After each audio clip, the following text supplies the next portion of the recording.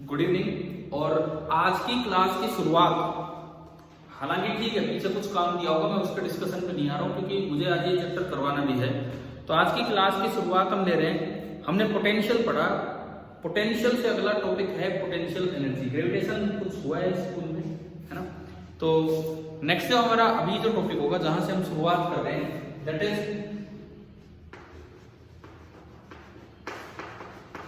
Gravitational potential energy. ये हमारा अगला टॉपिक है जहां से हम शुरुआत करेंगे, ग्रेविटेशनल पोटेंशियल एनर्जी। सर, हाँ जी बोलिए। सर पहले तो मास बता दो और कल वाला due to uniform long wire का आंसर बता दो बस। आंसर क्या पूछा था? Potential difference. पोटेंशियल डिफरेंस ही पूछा होगा। तो आंसर बता देता हूँ, 2g lambda ln of r2/r1। ठीक है, करना आप ट्राई, हम करेंगे उसे डिस्कस करेंगे बाद में। 2g lambda ln of r2/r1 ये होगा। किसी का आया, किसी बच्चे का dv equal to minus e dot dr से आना था।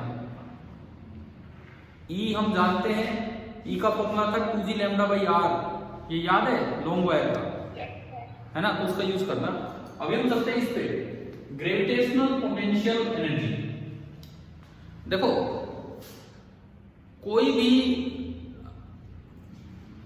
एक पार्टिकल है, ग्रेविटेशनल पोटेंशियल एनर्जी तब डिफाइन होगी जब उस पे लगने वाला कोई फोर्स ग्रेविटेशनल फोर्स हो, यानी कि एक तो टेस्ट मास होगा और एक सोर्स मास होगा। तो यहां पे इसमें हमें क्या क्या पढ़ना होगा? पहला होगा of a two particle system,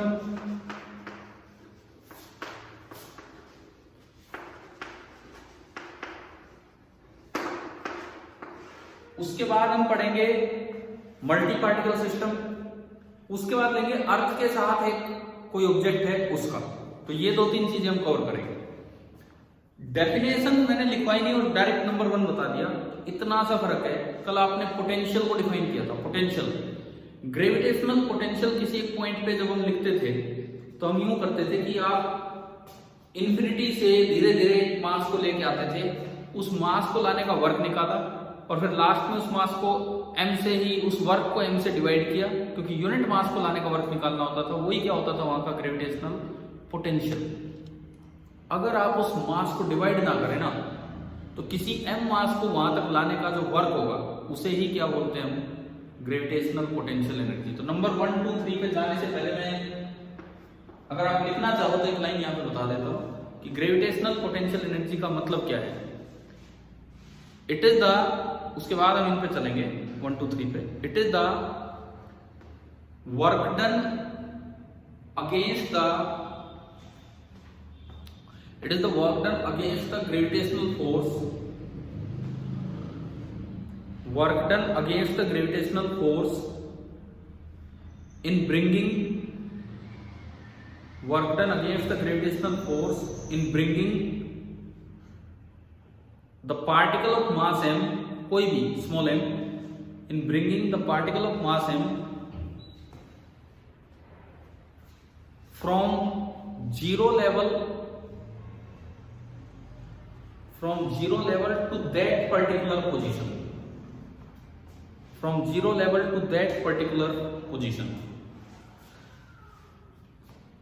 मतलब एक ही फर्क है केवल कि आपको यूनिट मास नहीं लेना, तो जो वर्क कल कैलकुलेट किया था उसमें m से डिवाइड नहीं करना, जो मतलब पिछली क्लास में हमने लिया। जैसे मैं अब यहां से शुरुआत कर रहा हूं। मान लो दो पार्टिकल सिस्टम है, एक है m1, एक है m2, और दोनों के बीच का सेपरेशन है कितना? r। एक m1 एक m2, दोनों के बीच का सेपरेशन r। ठीक है, और मुझे इस सिस्टम की जीपी लिखनी, ये लिखना है। तो शुरू में यूं मानो कि इनके बीच इनफाइनाइट सेपरेशन, शुरू में यूं मानो कि इनके बीच इनफाइनाइट सेपरेशन। अब मैं आपको लिखने का तरीका बताता हूं क्या है। तो इनफाइनाइट सेपरेशन करने के लिए दोनों को इन्फिनिटी पे भेजना जरूरी नहीं है, एक को ये रखो और एक को कहां भेज दो? इन्फिनिटी पे, तो अपने आप इनफाइनाइट सेपरेशन हो जाएगा। तो मैंने माना कि एक M1 तो यही है, और दूसरा जो है जीरो लेवल हम कहा मानते हैं इन्फिनिटी। ये मान के चलते हैं अक्सर कि जीरो लेवल इन्फिनिटी पे है, तो दूसरा हमने वहां माना। ठीक है, अब देखिए ये कोई पॉइंट है P, कितनी दूर है यहां से R। थोड़ी देर के लिए आप इसको तो मान लो सोर्स, और जिस M2 को आप लेके चलोगे उसको आपने माना कौन सा मास है, वो टेस्ट मास। M1 को तो मान लिया सोर्स और M2 को मान लिया कि M2 है टेस्ट मास। अब उसे मैं धीरे धीरे उठा के लाऊंगा, धीरे धीरे यहां तक लाने का जो वर्क होगा उस वर्क को M2 से डिवाइड नहीं करना, बस यहां तक लाने का जो वर्क होगा वही क्या हो जाएगा, इस सिस्टम की पोटेंशियल एनर्जी। ठीक है, वर्क हमने निकाला था लास्ट टाइम एक बार इंटीग्रेशन करके F एक्सटर्नल डॉट ds करके। मैं इतना नहीं करवाऊंगा अभी, मैं तो डायरेक्ट लाऊंगा आपको यहां से यहां। देखिए कैसे, पहले ये बताओ इस M1 की वजह से यहां पोटेंशियल कितना होगा। M1 की वजह से यहां potential minus G M1 upon R, minus G M1 upon R। M1 की वजह से यहां पोटेंशियल ये होगा minus G M1 upon R। ठीक है, इसका मतलब है कि अगर मैं M2 मास को उठा के लाता और डिवाइड बाय M2 करता तो उसको लाने में जो वर्क करना पड़ता वो ये होता, क्योंकि पोटेंशियल की डेफिनेशन ये होती है, पोटेंशियल की डेफिनेशन ये होती है कि work done in bringing any external mass from infinity to P divide by M2 with the condition slow. ये तो पढ़ा था ना हमने पूरा काम पिछले में, है ना। मुझे अभी केवल ये वर्क चाहिए, तो ये केवल ये वर्क इसको M2 से मल्टीप्लाई कर दें, यानी कि अगर उसको लाने के वर्क की मैं बात करूं तो जो W होगा that will be M2 into potential at point P। क्योंकि यूनिट मास को लाने का वर्क हम कैलकुलेट कर चुके, तो M2 मास को लाने का वर्क क्या होगा इनटू M2। तो इसको आपने M2 से मल्टीप्लाई कर दिया, तो ये जो वर्क आया ये निकल के आया minus G M1 M2 divided by R, minus G M1 M2 upon R। ये आपका वर्क आ गया कि इसको इनफाइनाइट सेपरेशन से यहां तक लाने का जो वर्क है वही किस रूप में स्टोर होगा, इस सिस्टम की पोटेंशियल एनर्जी। अब देखो आपने कैसे डिफाइन किया था पोटेंशियल एनर्जी को। शुरू में आप जीरो लेवल पे मानो, एक मास को जीरो लेवल पे मानो, वहां से धीरे धीरे लाने में या work done against the conservative force कितना करना पड़ा उसको लाने में, वही वर्क क्या होता है उस सिस्टम की पोटेंशियल एनर्जी। तो मैंने क्या किया, एक को सोर्स मान लिया, एक को टेस्ट। तो इस टेस्ट को यहां तक जीरो लेवल से यहां तक लाने का वर्क निकालना है, तो मैं जानता हूं कि इसकी वजह से यहां पोटेंशियल ये है, मतलब किसी भी यूनिट मास को लाने का वर्क ये होगा, तो M2 मास को लाने का वर्क कितना हो जाएगा इनटू M2, और वही क्या होगी इस सिस्टम की पोटेंशियल एनर्जी। तो मेरे पास एक फॉर्मूला बन गया यहां से, ये वर्क जो है this will be stored as potential energy, और U निकल के आया minus G M1 M2 upon R। मतलब मेरे पास एक फॉर्मूला बन गया कि ये जो सिस्टम है इसकी जो ग्रेविटेशनल पोटेंशियल एनर्जी होगी उसकी वैल्यू मेरे पास आ चुकी है minus G M1 M2 upon R। ये फॉर्मूला तब है जब इनफाइनाइट सेपरेशन पे आप U कितना मान रहे हैं, 0। अगर आप इनफाइनाइट सेपरेशन पे U 0 मानते हैं तो किन्हीं भी दो मासेज M1 M2 की आपस की जो म्यूचुअल इंटरेक्शन एनर्जी होगी पोटेंशियल एनर्जी, उसका फॉर्मूला आ गया minus G M1 M2 upon R। क्या समझ आया क्या, ये बताओ पहला काम। ठीक है, कर दो तो कर दो, फिर दूसरे पार्टिकल सिस्टम पे चलेंगे। सर अगर हम दोनों को इंफिनिटी पे ले जाते तो भी कुछ फर्क नहीं पड़ता। कारण सुनो, एक सही सवाल पूछा इन्होंने, एक को मैं उधर ले गया, एक को इधर ले गया, फिर पहले मैं एक को लेके आता, जब मैं एक को लेके आता तो क्या उसका असर है क्या अभी, जब मैं एक को लेके आ रहा हूं तो क्या दूसरे का असर है, वो तो कहां बैठा है इंफिनिटी पे, तो इसको लाने में कोई वर्क ही नहीं करना पड़ेगा, हल्की सी फूंक में मार दो अपने आप आ जाएगा। लेकिन उसको लाने में जोर करना पड़ेगा, लगाना पड़ेगा, क्योंकि ये खींच रहा उसको, तो मैंने उस दिन बताया था आपको ये लटक के आना पड़ेगा साथ साथ।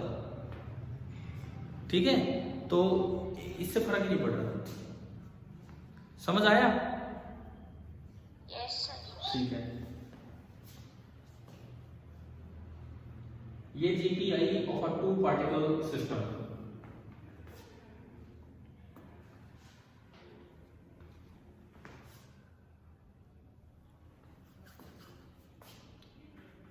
देखो कल 1-2 क्लासेज हम लगाएंगे। आपका ये जो टेस्ट है अगला मे बी ऑफलाइन हो, परसों स्कूल लगा तो डेफिनेटली ऑफलाइन होगा, और अगर एक दिन बाद भी स्कूल लगता है तो क्या पता ऑफलाइन। ऑफलाइन में यार थोड़ा ढंग से पता लगता है कि आप कितना क्या परफॉर्म कर रहे हो। तो है हमारे पास 1-2 दिन।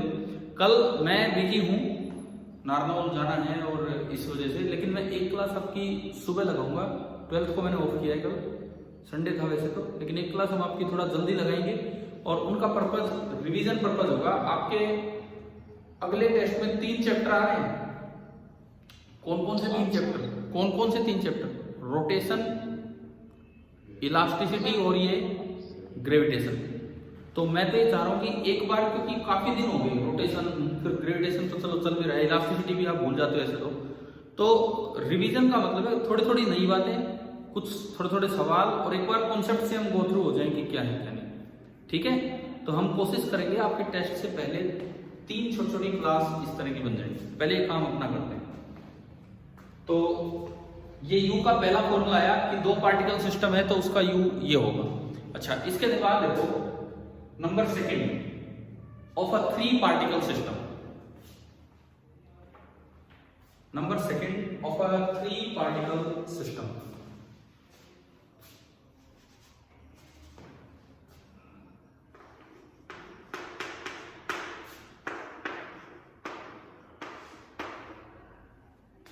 of 3 particle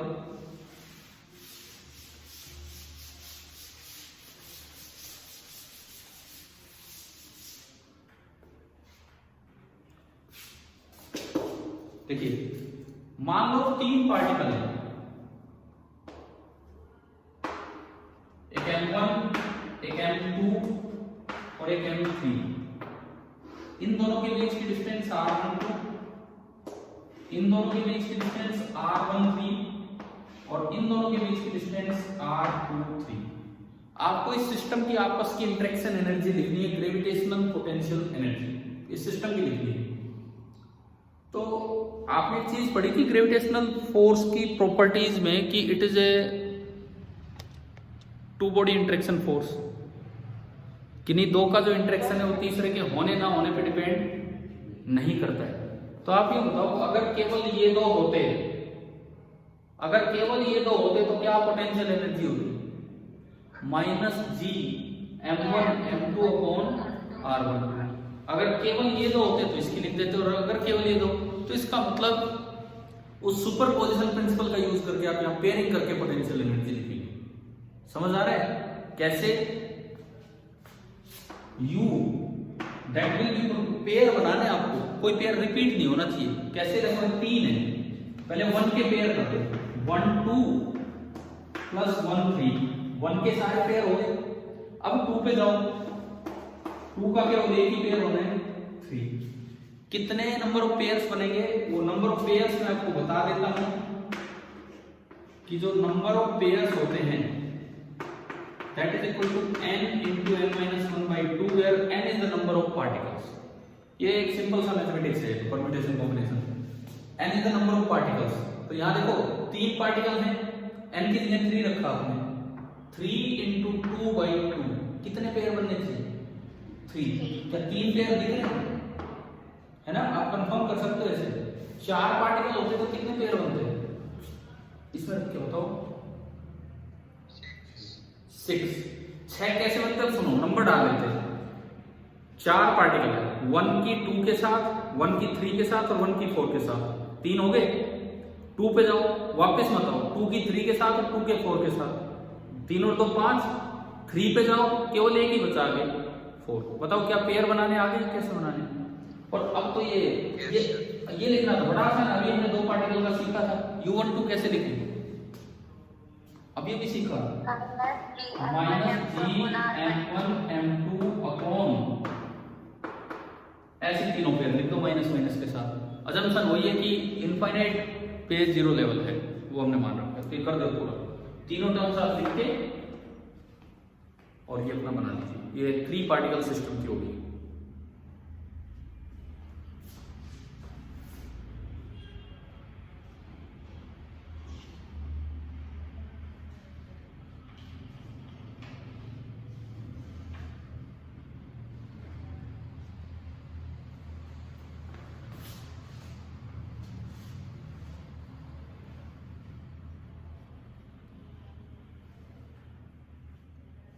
आपका ये जो टेस्ट है इस बार कैसा है? क्यूमुलेटिव टेस्ट एडवांस लेवल के होते हैं कि मेंस वाले होते हैं?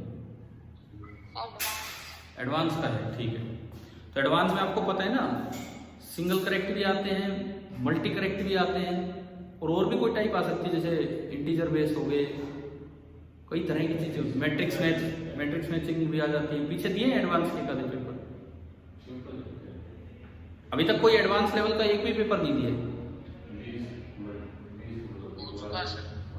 हो चुका, तो क्या उसमें इस तरह की चीजें आई हैं क्या? इंटीजर बेस और इंटीजर तो इसमें भी आते हैं, खैर matrix match, multiple correct answer और इस तरह नहीं आए। तो यार अगर भगवान करे ये टेस्ट एक दिन आगे शिफ्ट हो जाए तो मैं आपका फिर एक प्रैक्टिस टेस्ट मैं आपको दे दूंगा मंडे को, ठीक है? चलिए देखते हैं, ये लिख लिया आपने? Yes sir. अब मान लो 3 से भी ज्यादा आ जाए तो नंबर 3 आप लिखो, of a n particle system, small n।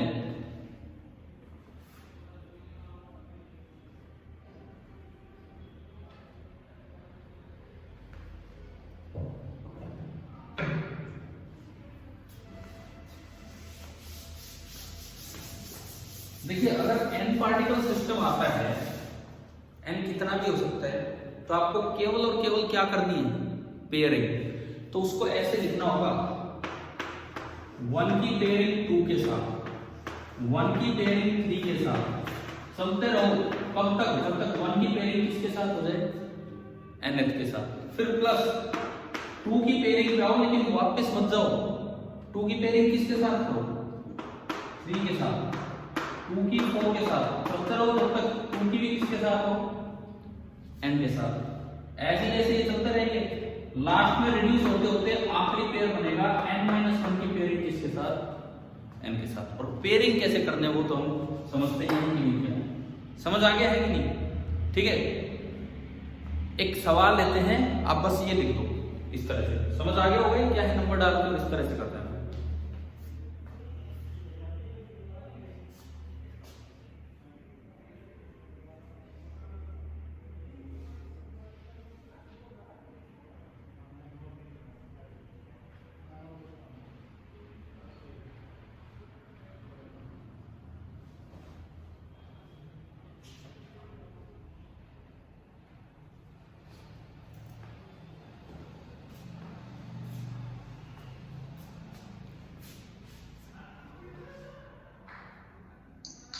चले एक क्वेश्चन लेते हैं।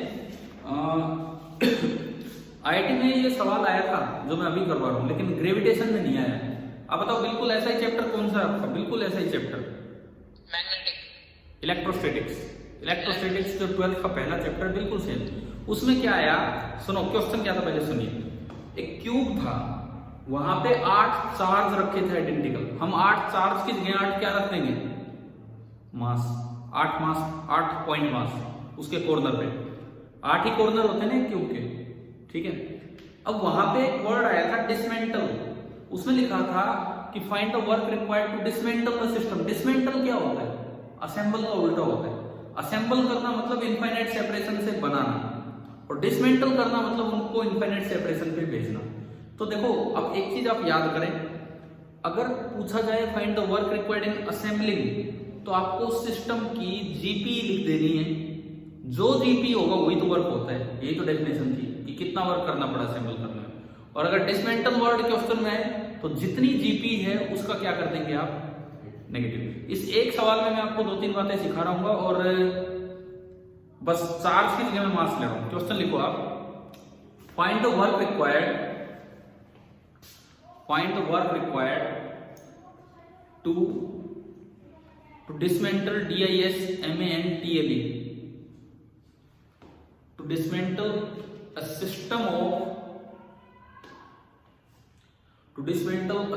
of 8 point masses, a system of 8 point masses, bracket में लिखना m each, छोटा m each, हर एक का मास m है, placed at the corners of the corners of a cube of edge length A, EDGE, edge length A.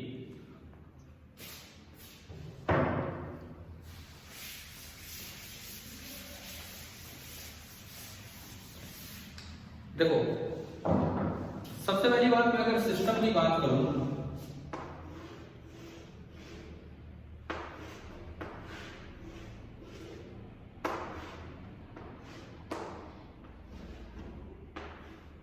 ये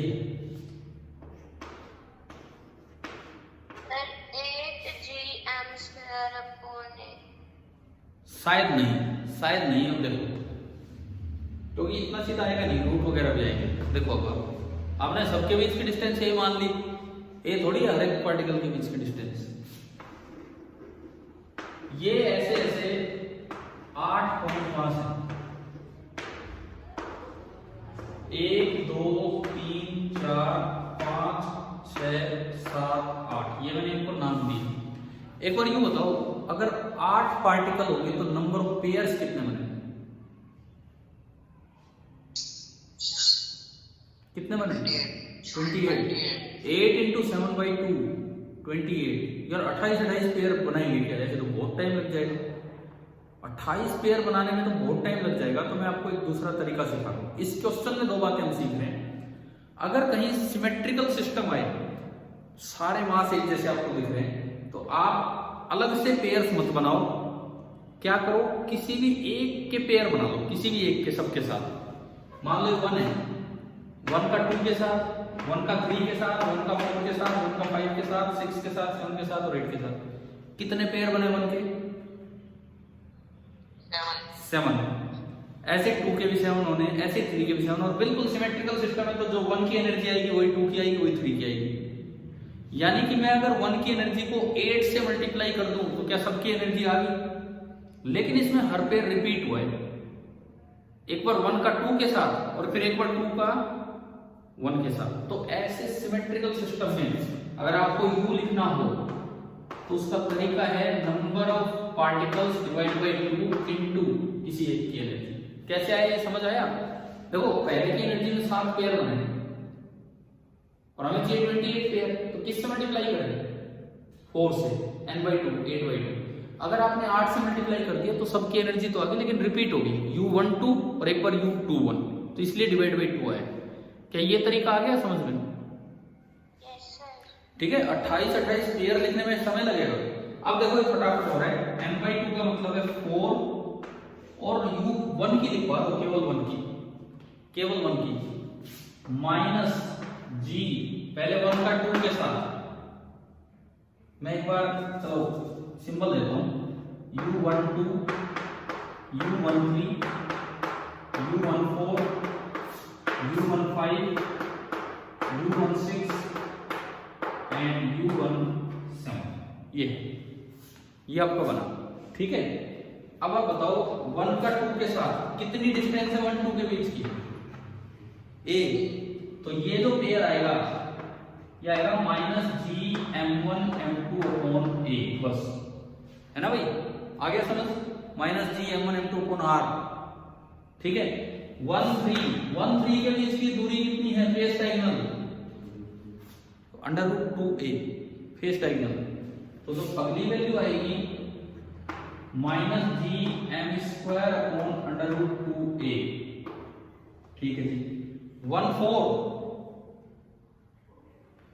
की दूरी -GM²/A। तो यही 2 बार आ गए, कर दूंगा मैं इसको। ठीक है ना, ये भी हो गया, 2 बार हो गया। 1 5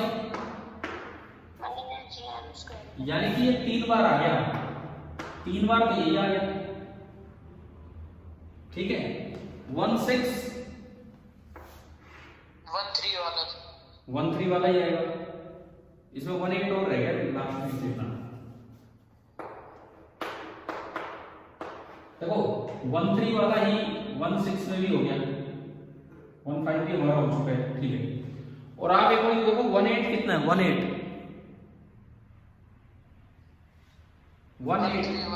वही है ना। देखो इसके फेस डायगोनल पे 3 है, एक 1 3, एक 1 8 और एक पीछे 1 6। तो 1618 ये भी 3 बार आएगा, यानी कि हो गया -3 टाइम्स। एक और रह गया बॉडी डायगोनल वाला, कौन सा? 17। और बॉडी डायगोनल की लंबाई कितनी होती है क्यूब में? √3a, है ना? तो ये आपका बना -GM1M2/√3a। ये किसी एक की एनर्जी है और इसको किससे मल्टीप्लाई करना है? 8 से नहीं, आधे से, मतलब 4 से। तो क्या जीपी लिखना आ गया?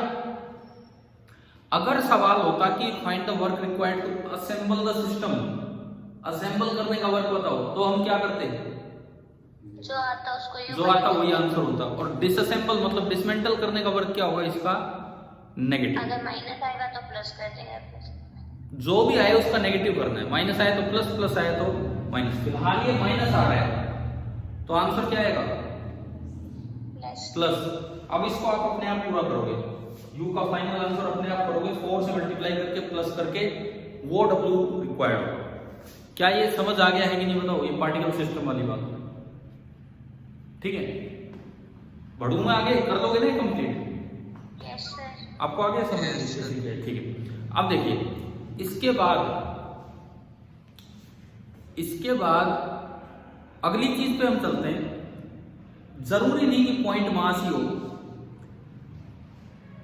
एक सवाल के थ्रू हम सीखेंगे कि आपने रिंग का पोटेंशियल लिखना सीख लिया था पिछली क्लास में, है ना? तो अब मैं वहां से पोटेंशियल एनर्जी की तरफ बढ़ूंगा।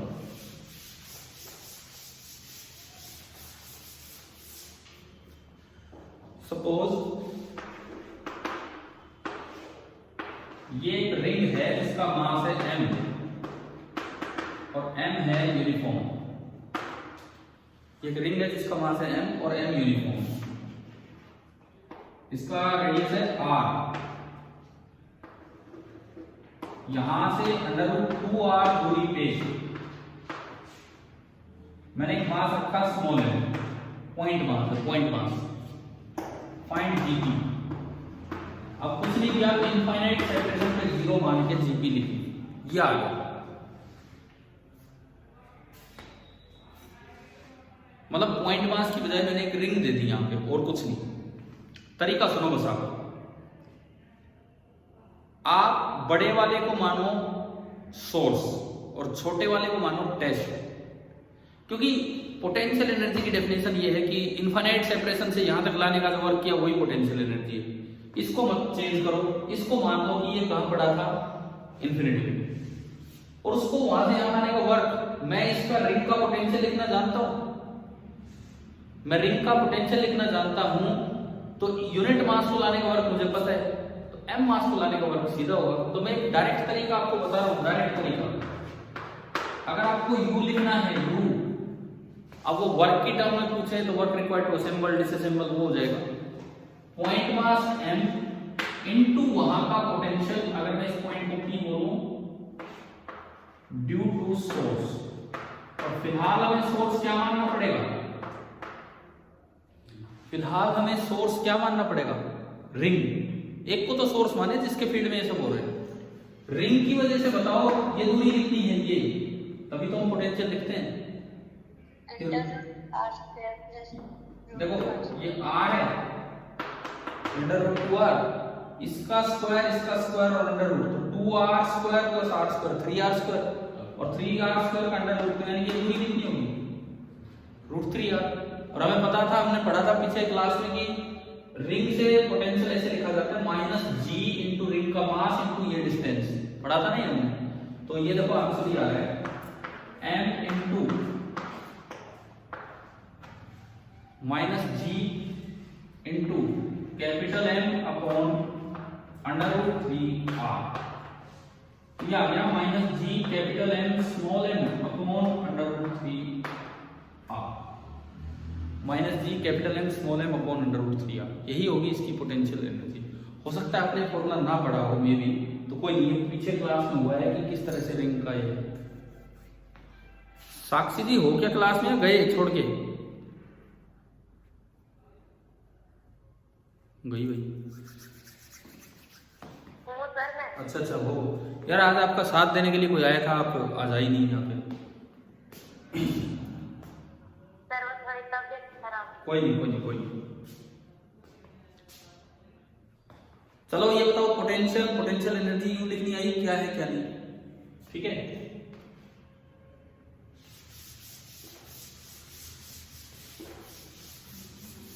अब ग्रेविटेशनल फोर्स कंजर्वेटिव फोर्स है कि नॉन कंजर्वेटिव? कंजर्वेटिव। तो कंजर्वेटिव फोर्स अगर किसी पे लग रहा हो तो एनर्जी कंजर्वेशन हम अप्लाई कर सकते हैं। अब मैं उस पे आता हूं, अब मैं उस चीज पे आता हूं, ये जो पोटेंशियल एनर्जी सीख रहे हैं, कैसे हम एनर्जी कंजर्वेशन अप्लाई करें। तो देखो, use of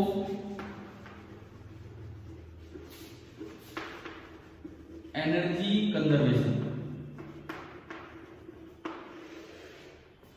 use of energy conservation, ये देखते हैं। इसी रिंग वाले एग्जांपल से ही ले लेता हूं मैं। सपोज ये एक रिंग है और ये फिक्स्ड है,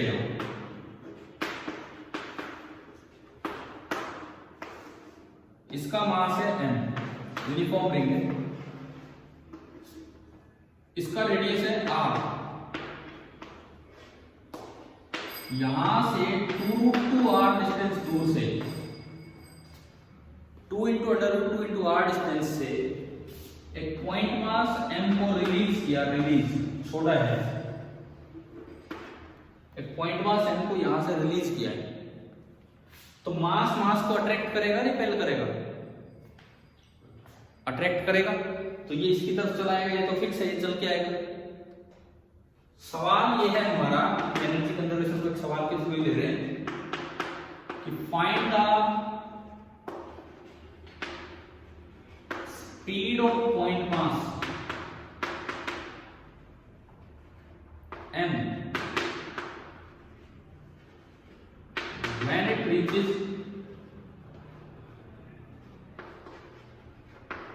the center of ring।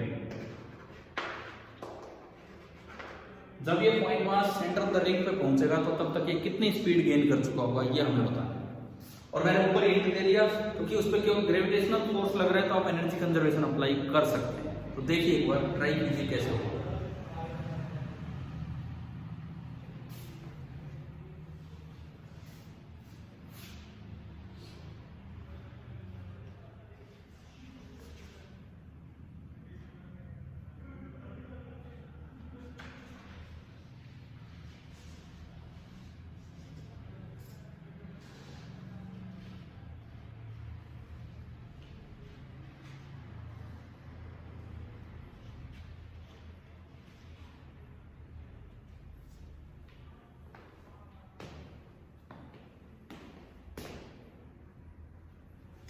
देखो, इस पे केवल और केवल ग्रेविटेशनल फोर्स लग रहा है, तो क्या इसकी एनर्जी कंजर्व रहेगी कि नहीं,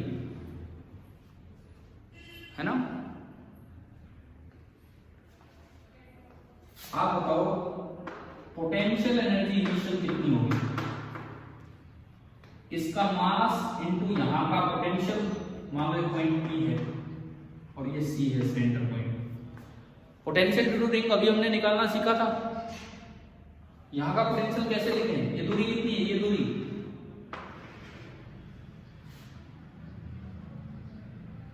इसका स्क्वायर कितना होगा? 8r², इसका r², 9r² का अंडर रूट 3r। मैंने जानबूझ के 2√2 दिया ताकि थोड़ा सा अंडर रूट हटे। 3r आया समझ? तो यहां का पोटेंशियल होगा -g कैपिटल M/3r और इनटू हुआ स्मॉल m। बताओ इनिशियल पोटेंशियल एनर्जी लिखनी आ गई कि नहीं हमें? Yes sir. ठीक है, उसके बाद हम लिखते हैं काइनेटिक एनर्जी इनिशियल। इसको रिलीज किया है तो इसकी स्पीड कितनी है? 0। तो काइनेटिक एनर्जी कितनी होगी? 0। फिर मैं लिखूं पोटेंशियल एनर्जी फाइनल। जब ये सेंटर पे पहुंचा तो m × bc, और सेंटर का पॉइंट रिंग के मास से कितनी दूर है? r। तो ये आपका बन गया -g कैपिटल M/r और इनटू स्मॉल m। और अगर यहां इसकी स्पीड v है, bc जो हमें निकालना है, तो kinetic energy final half into M into V at centre का स्क्वायर। क्या अब आप बताओ ये क्वेश्चन सोल्व कर लोगे कि नहीं? Yes sir. आपको लिखना चाहिए कि since only gravitational force is acting which is conservative so energy can be conserved and उस principle of mechanical energy conservation से इन दोनों का सम बराबर इन दोनों का सम और वहां से आप वीसी कैलकुलेट करते हैं, हो जाएगा। या मैं करके दिखाऊं, बताओ कर लोगे तो? क्योंकि थोड़ा सा समय कम है इसलिए मैं आगे बढ़ता हूँ। कर लेंगे सर। ठीक है, करना है ना, आगे बढ़ते हैं इसमें। देखो ये ग्रेविटेशन चैप्टर जब आप इलेक्ट्रोस्टैटिक्स में जाएंगे तो वहां बहुत तो अच्छी खासी डिटेल में आता है। एक्चुअली वहां पढ़ने के बाद ये चैप्टर बड़ा आसान हो जाता है। वहां हम कई चीजें पढ़ते हैं, वहां रदरफोर्ड वाली बातें पढ़ेंगे कि रदरफोर्ड ने कैसे न्यूक्लियर साइज निकाला डिस्टेंस ऑफ क्लोजेस्ट अप्रोच से। कई चीजें हैं वहां जो एज इट इज यहाँ लग जाएंगी, तो एक एक चीज वो अभी कवर नहीं होगी, वो उन चैप्टर्स के साथ कवर होंगी। हाँ, उसके साथ साथ हम बताते रहेंगे कि भाई ये ऐसा इसमें भी हो जाता है इस तरह से। चलें तो मैं आगे बढ़ूँ इसके बाद। अब हम चलते हैं, अगर अर्थ के रेस्पेक्ट में किसी मास की जीपी लिखनी है तो कैसे लिखें? तो नेक्स्ट हेडिंग आप डालिए जीपी ऑफ एन ऑब्जेक्ट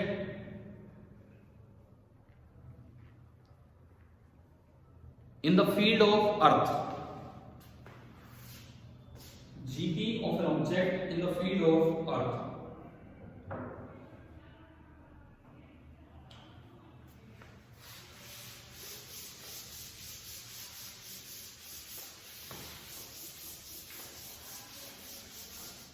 कुछ ज्यादा ही सफेद हो गए तो आज दूसरी साइड में डाल देता हूँ।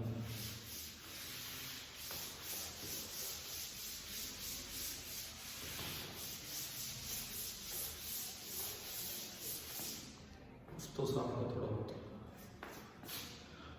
देखिए अर्थ के ऊपर कोई ऑब्जेक्ट है, सपोज ये अर्थ है। Earth can be assumed as a uniform solid sphere और जिसका मास है m और जिसका रेडियस है r, जो कि 6400 किलोमीटर होता है। मान लो एक ऑब्जेक्ट है जिसका मास है स्मॉल m और जो अर्थ की सरफेस से h हाइट ऊपर है और अर्थ के सेंटर से जो इसकी दूरी है वो हमने मानी है स्मॉल r। ये तो दिख ही रहा है कि स्मॉल r है r प्लस h। अपनी पुरानी जानकारी के हिसाब से आप बताओ कि सरफेस से h हाइट ऊपर आप पोटेंशियल एनर्जी क्या लिखते थे? वर्क एनर्जी पावर में पढ़ा होगा हमने। अर्थ सरफेस से h हाइट ऊपर पोटेंशियल एनर्जी कितनी होती है मास में? बताओ भाई। अर्थ सरफेस से h हाइट ऊपर, क्या mgh फॉर्मूला कभी नहीं पढ़ा क्या हमने? पढ़ा है ना कि अर्थ की सरफेस से h हाइट ऊपर अगर आप किसी मास को रखते हो तो जो उसकी पोटेंशियल एनर्जी होती है हम क्या बताते थे? बताओ mgh पता है ना वो तो क्या यहां mgh होगी कि नहीं होगी? वो mgh थोड़ी सी हाइट तक था जहां पे g कांस्टेंट रहता है। mgh थोड़ी सी हाइट तक था जहां पे g कांस्टेंट रहता है, ठीक है। लेकिन ये अच्छी खासी हाइट होगी तो g तो वेरी कर जाएगा। यानी कि अगर आप h बहुत कम लो तो वो mgh था। वो mgh क्या, उस पर मैं अभी आऊंगा। फिलहाल कैसे लिखें इसको? तो मानो टेस्ट और इसको मानो क्या, सोर्स मास और इनफाइनाइट सेपरेशन को मान लो जीरो लेवल ऑफ एनर्जी। तो भाई इस सॉलिड स्फीयर की वजह से बाहर पोटेंशियल कैसे लिखते थे हम? हमने सेल थ्योरम पढ़ी है, सॉलिड स्फीयर थ्योरम भी पढ़ी है। बाहर अगर लिखना है तो सारे मास को समेट के कारण दो सेंटर पे। तो अगर इसको सोर्स माना है तो इसकी वजह से यहाँ पोटेंशियल लिखना है, तो आपने सारे मास को समेट के सेंटर पे रख दिया और कैपिटल एम से r डिस्टेंस दूर है यानी कि r प्लस h से r हो तो अब तो लिखना बड़ा आसान है। इसकी पोटेंशियल एनर्जी m इनटू यहाँ का पोटेंशियल, इसकी वजह से यही तो कर रहे हैं अभी इतनी देर से। तो m इनटू इस सॉलिड स्फीयर की वजह से यहाँ पोटेंशियल लिखा जाएगा minus g capital M upon r। तो मेरे पास u आ गया minus g capital M small m upon r। और आप चाहें तो r की वैल्यू r प्लस h लिख सकते हैं। तो minus g capital M small m upon,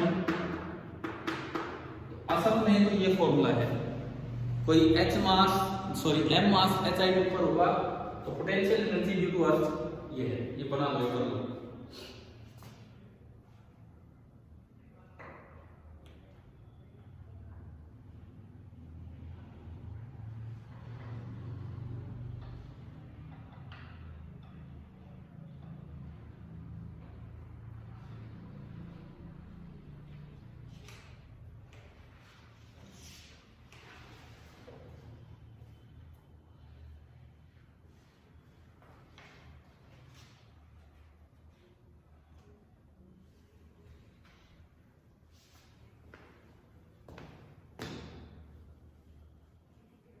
ठीक है, अब देखो एक क्वेश्चन लिखो आप।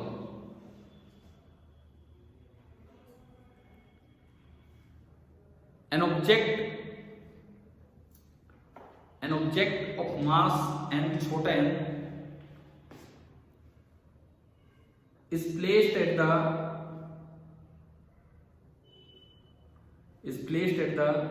surface of earth, where acceleration due to gravity is g, small g। टेढ़ा जी या सीधा जी? कैसा जी? टेढ़ा जी। सीधा जी तो ग्राम होता है, ठीक है। यहां पे acceleration due to gravity G है, अर्थ की सरफेस पे, वहां ही रखा है। Now it is taken to a small height h above the earth surface। now it is taken to a small height h above the earth surface। आप अर्थ की surface से इसे h हाइट ऊपर ले गए, अर्थ की सरफेस से h हाइट ऊपर ले गए। Find the increase in its potential energy. Find the increase in its potential energy. उसकी पोटेंशियल एनर्जी में कितनी बढ़ोतरी हुई होगी ये आपको बताना है। इसकी पोटेंशियल एनर्जी में कितनी बढ़ोतरी हुई होगी ये आपको बताना है।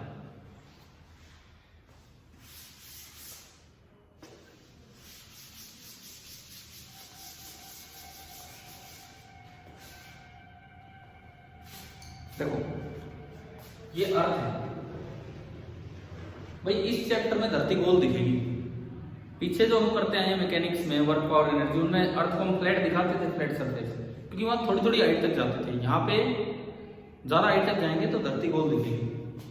इसका रेडियस है r, ये अर्थ का मास है कैपिटल M। शुरू में वो ऑब्जेक्ट यहाँ रखा है स्मॉल m मास का, तो बताओ u इनिशियल कितना? अभी हमने पढ़ा -g m1m2/r।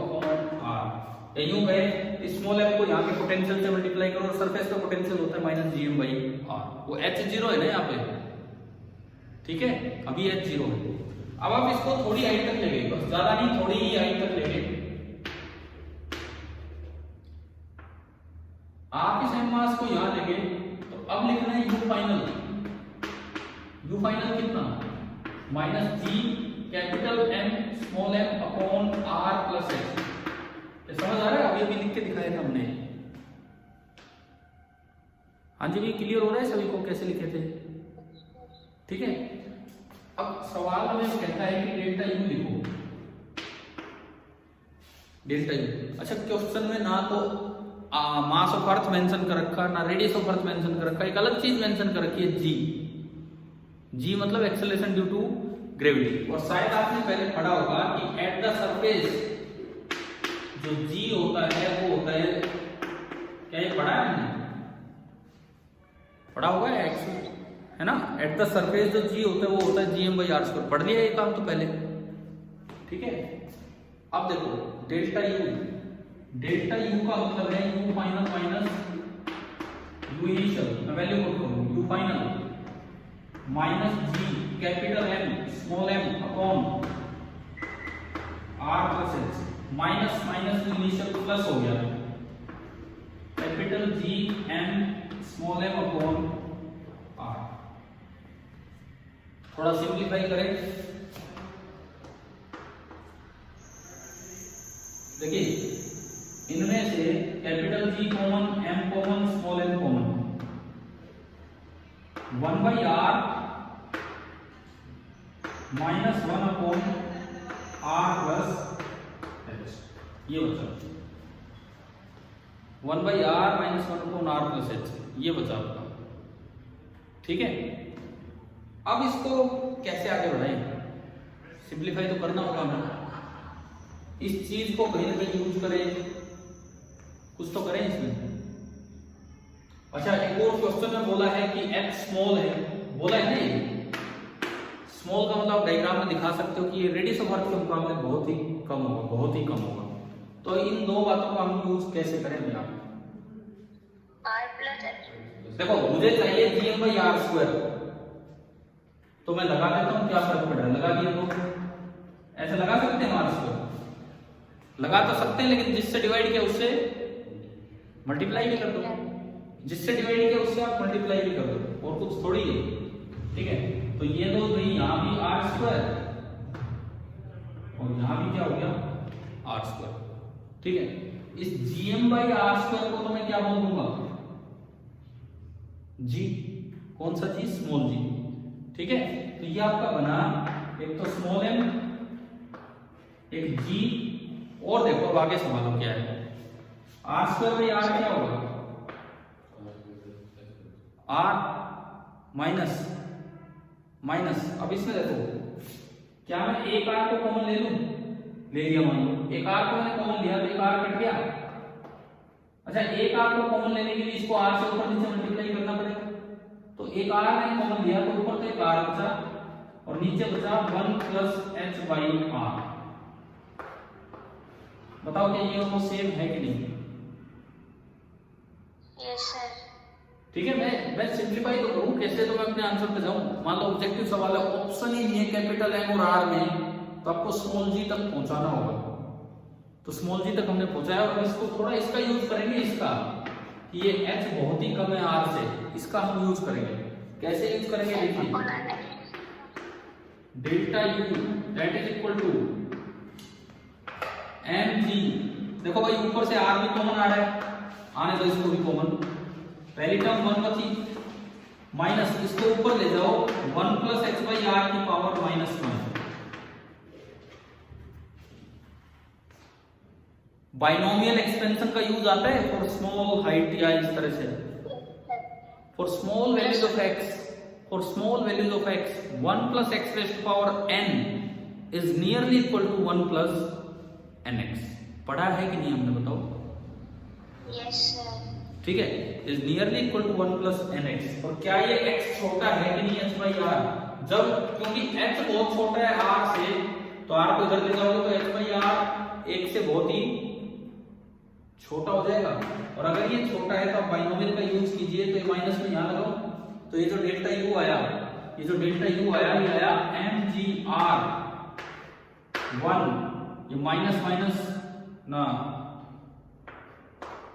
कहां पे क्या लगे, 1 + h/r, ये तो बाहर है, एक बार लिख देता हूं। बाइनोमियल ये होता है 1 + x⁻n is nearly equal to 1 + nx, अगर x छोटा है तो ये जो पावर है ये यहां आ जाएगी, यहां 1 + x⁻n is nearly equal to 1 + nx। अरे समझ, तो -1 यहां आएगा, तो -h/r हो गया, और एक माइनस बाहर लगाए तो माइनस माइनस, ये तो माइनस ही है, और वो अगला माइनस माइनस क्या होगा, +h/r। बताओ ये बाइनोमियल समझ आया क्या, कैसे किया है? कोई कंफ्यूजन हो तो इसमें पूछिए अभी। No sir. 1 से 1 कैंसिल, h/r बचा, r से r भी कैंसिल हो गया, क्या आंसर आया बताओ? mgh। तो mgh की सच्चाई क्या है, मैं वो आपको दिखाना चाह रहा था। mgh किसी पोटेंशियल एनर्जी का फॉर्मूला नहीं है, वो केवल क्या है कि अगर आप थोड़ी सी हाइट तक ले जाते हो, अगर आप थोड़ी सी हाइट तक ले जाते हो, तो जो ग्राउंड पे जितनी एनर्जी थी, पोटेंशियल एनर्जी, उसके मुकाबले अब कितनी बढ़ गई एनर्जी, mgh। और आपको याद होगा वर्क पावर एनर्जी के क्वेश्चंस में हम ग्राउंड पे पोटेंशियल एनर्जी कितनी मान के चलते रहते हैं, 0। तो h हाइट ऊपर जाने से mgh बढ़ी, तो अगर यहाँ की 0 मान लिया आपने, तो वहां कितनी एनर्जी हो जाएगी, MgH। तो mgh तो एक यूं लगा लो, एक बस काम चलाऊ सा फॉर्मूला है, लेकिन उन चैप्टर्स में काम आ जाता है जहां पे हाइट बहुत ही कम है। mgh किसी पोटेंशियल एनर्जी का फॉर्मूला नहीं है, ये ग्राउंड और h हाइट ऊपर की पोटेंशियल एनर्जीज का डिफरेंस है अगर h बहुत ही छोटा है तो। क्या ये कॉन्सेप्ट आ गया समझ में? ठीक है, कोई दिक्कत हो तो अभी पूछे, नहीं तो अपना नोट तो कीजिए ढंग से।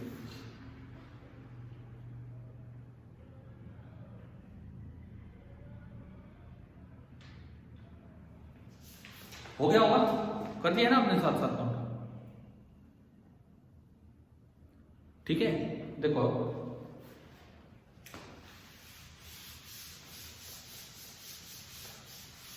एनर्जी कंजर्वेशन पे, अच्छा सैटेलाइट वाला काम अभी रह जाएगा, एक और क्लास होगा फिर सैटेलाइट वाली, अभी नहीं तो कल मॉर्निंग में, कल मॉर्निंग में होगी और ये करना ही पड़ेगा आपको भाई इतना काम। ठीक है, अभी इतनी जल्दी नहीं हो पाएगा, थोड़ा सा मतलब मैं आधा घंटा भी लगे तो अभी इतना टाइम है नहीं। हम अभी पहले एक और चीज कर रहे हैं सैटेलाइट से पहले, एस्केप स्पीड। तो नेक्स्ट हेडिंग आप ये डाल दीजिए,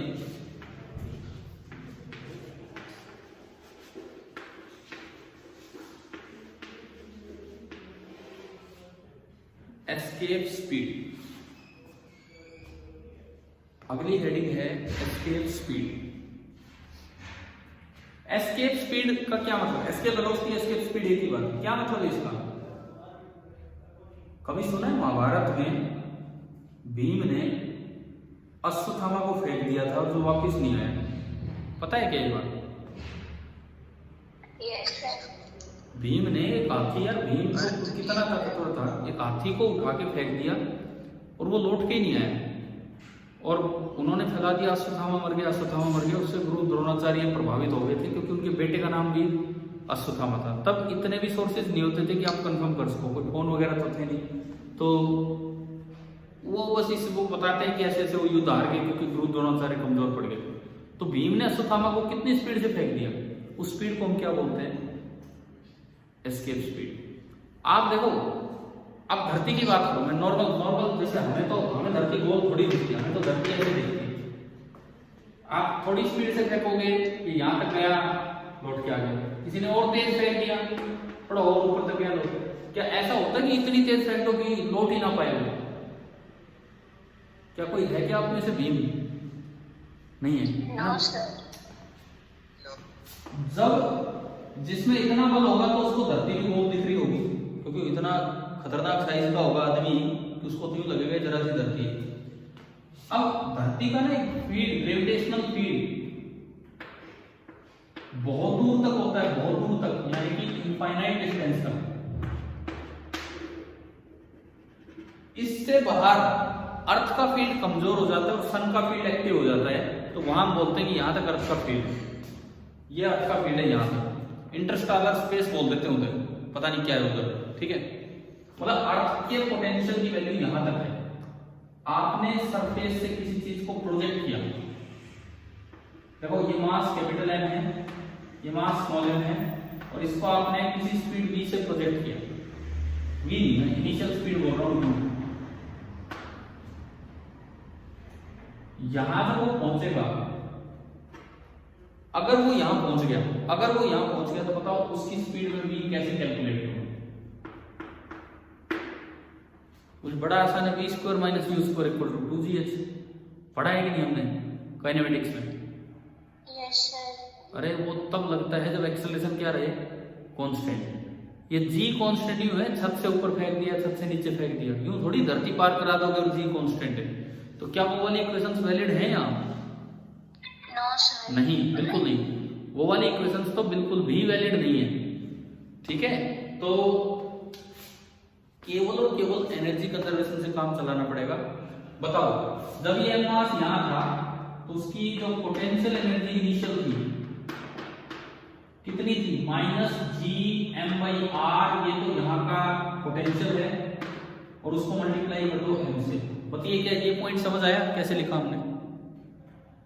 यस सर। ठीक है, काइनेटिक एनर्जी इनिशियल स्पीड दे रखी है, रिलीज नहीं किया है, स्पीड दे रखी है, तो काइनेटिक एनर्जी इनिशियल क्या होगी? ½ m u स्क्वायर। ये होगी काइनेटिक एनर्जी इनिशियल। ठीक है, पोटेंशियल एनर्जी फाइनल, आप अर्थ के फील्ड से ही बाहर निकल रहे हो तो पोटेंशियल एनर्जी फाइनल कितनी होगी? अर्थ के फील्ड से ही बाहर जाओगे तो पोटेंशियल, वैसे ही देखो ना ये डिस्टेंस इनफाइनाइट हो रहा है बहुत दूर, तो पोटेंशियल एनर्जी फाइनल कितना होगा? 0। और काइनेटिक एनर्जी फाइनल, उस पार्टिकल की जो काइनेटिक एनर्जी फाइनल है वो कितनी है? 12 mv²। उस पार्टिकल पे एक ही फोर्स लगा है पूरे रास्ते, ओनली कौन सा? ग्रेविटेशनल। तो क्या मैं एनर्जी कंजर्वेशन लगा सकता हूं? लगा सकता हूं, बिल्कुल। तो बाय एनर्जी कंजर्वेशन इक्वेशन बनाओ पहले। By energy conservation, by energy conservation अगर मैं इक्वेशन बनाऊं इसकी, तो ये इक्वेशन बनेगी इन दोनों का सम बराबर है इन दोनों का सम,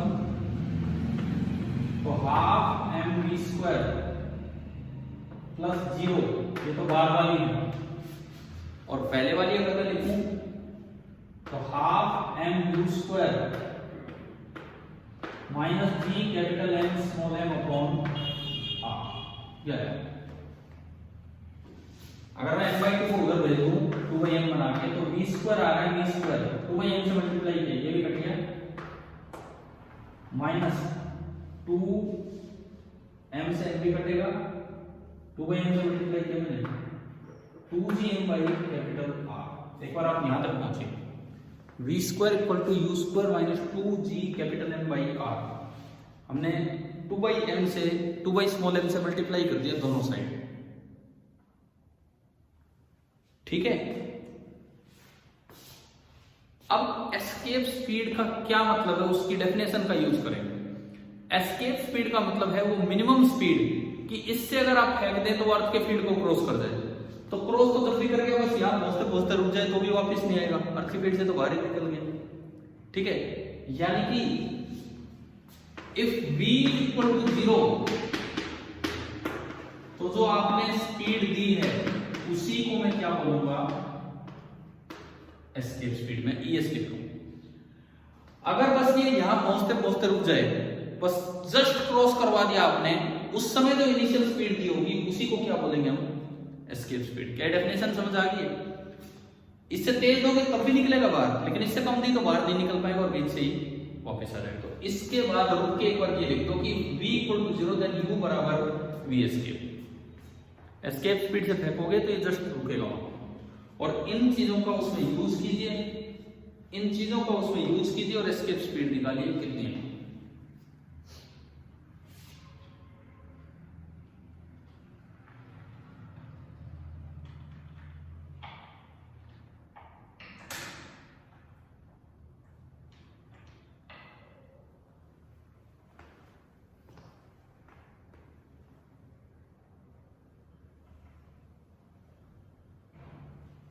तो अगर आपने इसमें पुट किया ये,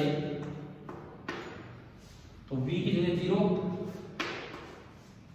u की जगह v escape माइनस 2gm/r। तो देखो मेरे पास एक फॉर्मूला आ गया कि एस्केप स्पीड होगी अर्थ के सरफेस से √2gm/R। आ गया, समझ आ गया ना कैसे होगा? क्या पता कि वो बाहर जाके रुका ही है। ना आप रुकेगा नहीं, वो रुकने के बाद कोई और उसका फील्ड उसको खींच ले जाएगा। मैं कह रहा हूं यहां तक वो अर्थ के फील्ड में है, यहां तक अर्थ का फील्ड डोमिनेंट है। तो अगर आपने कम स्पीड दी तो पहले रुकेगा, और पहले रुकेगा तो अर्थ का फोर्स है ग्रेविटेशनल फोर्स, वो उसको खींच लेगा। तो क्या ये एस्केप कर पाया? यहां से नहीं कर पाया। ठीक है, आप अगर इससे ज्यादा स्पीड देंगे तो वो रुक नहीं पाएगा और बाहर ही निकल जाएगा, फिर अर्थ का कोई असर है नहीं। हम जस्ट अर्थ से निकालना चाहते हैं, तो मतलब बस इतनी स्पीड दे दो कि वो इस बाउंड्री पे पहुंच जाए जहां जाके अर्थ का फील्ड डोमिनेट नहीं है, किसी और का फील्ड डोमिनेट हो जाए। तो मैं अर्थ की वजह से तो मान के चल रहा हूं बस वहां जाके वो रुक जाए और कुछ नहीं है। क्या समझ आया कि नहीं आया? Yes sir. रुकेगा नहीं, वहां रुकते ही किसी और का फील्ड एक्टिव हो जाएगा, वो उसको खींच ले जाएगा, लेकिन अर्थ नहीं खींच पाएगी, अर्थ के फील्ड से बाहर चला गया। ठीक है, तो अब सुनो, क्या ये समझ आ गया √2gm/r क्या बना है क्या नहीं। अच्छा, हम अर्थ की सरफेस से फेंक रहे हैं एंड अर्थ की सरफेस पे g की वैल्यू कितनी होती है, gm/r²। तो अगर मैं gm/r निकालूं तो g × कैपिटल R आ गया, वो gm/r निकालूं तो g × कैपिटल R आ गया। तो मैं अगर उसमें एक पुट करूं, इसमें अगर मैं एक पुट करूं तो v एस्केप का मेरे पास एक और फॉर्मूला भी आ रहा है √2 × g × capital R, √2 × g × capital R। ये भी एक फॉर्मूला हमारे पास आ गया।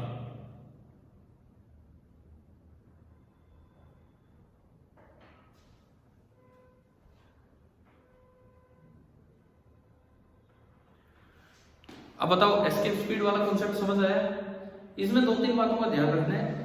एस्केप स्पीड पार्टिकल के मास पे डिपेंड कर रही है क्या, या प्लेनेट के मास पे डिपेंड कर रही है?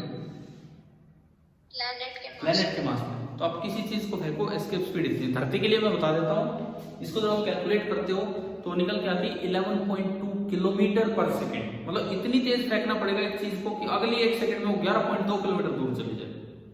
समझ लो। तो ये लिख दो, फॉर अर्थ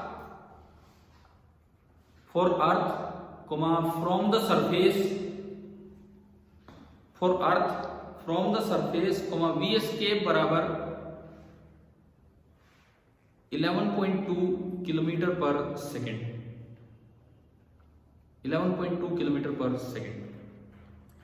और अगर आप दूसरी बात, एक चीज और जो मैंने बताई, escape speed does not depend on the mass of the projectile जिसको आपने फेंका है, and not on the direction of projection.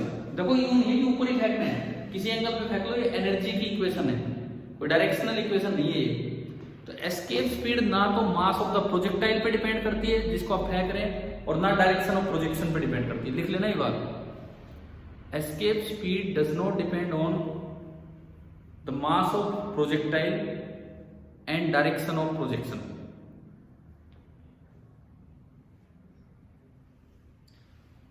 एक बात और, ये अभी आपका एक फॉर्मूला आया था, ये इसी से तो निकाला। अब देखो 2gm/r को मैं v escape का स्क्वायर लिख सकता हूं। 2gm/r can be written as square of v escape। तो अगर मैं उसको उसमें यूज करूं, इसको कोई इक्वेशन नंबर डाल दूंगी, इसको उसमें यूज करूं तो मेरे पास एक और फॉर्मूला आ गया कि v² u² v escape का स्क्वायर। अगर मैं किसी चीज को एस्केप स्पीड से तेज फेंक दूं तो बाहर भी निकलेगी, उसकी स्पीड भी होगी, और वो स्पीड कितनी होगी वो इस फॉर्मूले से आ जाएगी। If u is greater than v escape, अगर आपने v escape से तेज स्पीड से किसी को फेंका है तो बाहर निकलते समय एक स्पीड लेकर निकलेगी, और वो स्पीड इस फॉर्मूले से आएगी, और इसको मैं एस्केप स्पीड में कन्वर्ट करके लिख सकता हूं। तो क्या ये वाली बात समझ आ गई है ना? ब्लैक होल सुने, ब्लैक होल्स उनको बोलते हैं जिनकी एस्केप स्पीड लाइट की स्पीड से भी ज्यादा हो। और आइंस्टाइन ने प्रूव किया था कि लाइट से तेज किसी की स्पीड हो नहीं सकती। क्या उनसे कोई चीज एस्केप कर पाएगी? कभी नहीं कर पाएगी। ब्लैक होल यहां केवल मेंशन कर देना, the escape speed for black holes is more than the speed of light. Speed of light से भी ज्यादा होती है।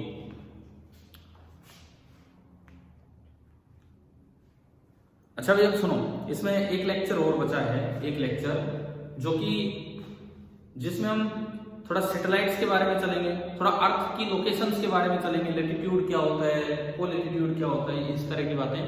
तो थोड़ा वो प्रैक्टिकल सा पार्ट है सैटेलाइट और अर्थ के बारे में। ठीक है, एक लेक्चर और बचा है ग्रेविटेशन पे हमारा। पहले तो ये लेक्चर होगा और फिर देखते हैं आपका टेस्ट कब होता है। तो मेरा तो मूड था थोड़ा रिवीजन पर्पज से लेने का, क्योंकि आपने एडवांस का कोई टेस्ट दिया नहीं है, तो मैं आपको एक पेपर भी देना चाह रहा था, बट कल लगभग शाम तक हम बिजी हैं और सुबह ऑलमोस्ट 7-7:15 तक निकलना होगा। तो मुझे ये बताओ कि सुबह एक क्लास पॉसिबल है, ये ग्रेविटेशन कंप्लीट करने वाली क्लास? सुबह से 8:30 से पहले हाँ हाँ, पहले बताओ। अगर आप हाँ करेंगे तभी मैं लूंगा, नहीं तो यार इतनी सुबह सुबह मैं क्यों क्लास लूंगा बताओ। ले लेना सर। बच्चे आप आओगे ना ठीक है। देखो मैं 7 से लेट नहीं कर सकता, मुझे 7 बजे निकलना है, ये लगा लो मुझे 7 बजे निकलना है। तो हम केवल एक सैटेलाइट पे क्लास ले रहे हैं। कितने बजे स्टार्ट करें ये बताओ, कितने बजे? कितनी देर में हो जाएगा उतने बजे कर लेना। मतलब मैं एक 45 मिनट की क्लास ले रहा हूँ, 6 से 6:45, ठीक है? ठीक है सर। ठीक है, 6 से 6:45। और कोई बच्चा अगर यहाँ ना आ पाए तो आप घर से भी अटेंड कर लेना चाहिए क्लास, इस तरह से। ठीक है भाई, कल सुबह मिलते हैं सैटेलाइट के लिए। Thank you.